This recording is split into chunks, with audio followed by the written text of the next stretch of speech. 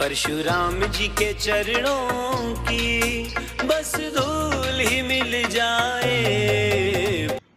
ब्राह्मण कुल संदेश के मुहिम समाज में एक अच्छे कार्य करने के लिए, अच्छे विचारों को लेने के लिए, जन जागृति लाने के लिए चलती है।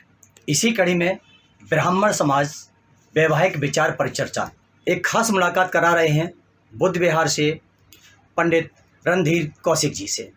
ये एक सक्रिय समाज से भी हैं, गांव के प्रधान भी हैं। आइए जानते हैं इनसे ब्राह्मण समाज के बच्चों के बढ़ती उम्र का कारण जो रिश्ते नहीं हो पा रहे। दूसरा सवाल होगा, रिश्तेदार सगे संबंधी आज बच्चों के रिश्ते कराने से कतराते क्यों हैं। एक तीसरा सवाल और होगा, ब्राह्मण समाज में ब्राह्मणों के प्रति भेदभाव क्यों। अगर हमारे बच्चे इन सब से परे हटके अन्य समाज में शादी कर लेते हैं तब हमारी सारी ईगो या हमारा विचार, हमारे परिवार, हमारे संस्कार या हमारी जाति कहाँ जाती है। जी, स्वागत है कौशिक साहब आपका ब्राह्मण को संदेश में और इसकी परिचर्चा ब्राह्मण समाज वैवाहिक परिचर्चा में। आप पहले सवाल का जवाब दीजिए, ब्राह्मणों में भेदभाव क्यों। ब्राह्मण में भेदभाव, ब्राह्मण गरीब अमीर, पैसे और बगैर पैसे वाले के, अगर पैसे वाला है तो किसी समाज का हो, किसी कम्युनिटी का हो, उनका कुछ नहीं है। ये तो जी दिखावा है, सिर्फ पैसे के पीछे भाग रहे हैं ब्राह्मण सब। किसी काटी का उसको ब्राह्मण को कोई नहीं कहता कि दूसरी जात का ब्राह्मण है। पैसा हो, पैसे के पीछे ब्राह्मण ज्यादा भागे हुए हैं। दूसरा सवाल है, ब्राह्मण समाज में वैवाहिक उम्र बच्चों की बढ़ रही है, आखिर इसमें परिवार दोषी है या बच्चे दोषी हैं या समाज दोषी है, इसमें आपका विचार क्या है। तीनों दोषी हैं जी, बराबर के जी। समाज, पहली बात तो जी समाज खत्म हो गया। बच्चे सर्विस की तरफ ज्यादा भाग रहे हैं, रिक्वायरमेंट ज्यादा होगी, परिवार बच्चों को संस्कार नहीं देता और समाज खत्म हो गया। तीनों दोषी हैं। आखिर इसके कारण मिटाने के लिए कोई उपाय। माँ बाप बच्चों को शिक्षा नहीं देते।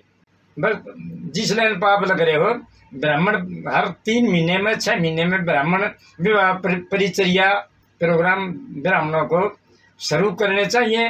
ब्राह्मण हमारे समाज में सर्वश्रेष्ठ थे, कुल गुरु हैं। इसको पद्धति को कायम रखने के लिए ब्राह्मणों ने अपने आप पे अपनी जाति में सुधार करना जरूरी हो रहा है। एक चीज़ और आती है कि कहीं भी अगर कोई परिचर्चा होती है ब्राह्मण समाज में, या जो वरिष्ठ हैं वो तो पहुंच जाते हैं, वो अपने बच्चों को लेके नहीं जाते।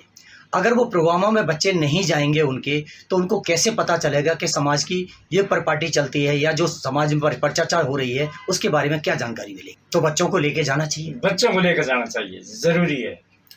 तीसरा सवाल आता है, हमारे रिश्तेदार जो हैं या सगे संबंधी हैं या मित्रगण हैं, वो हमारे बच्चों की शादी कराने के लिए रिश्ते बताने से कतराते क्यों।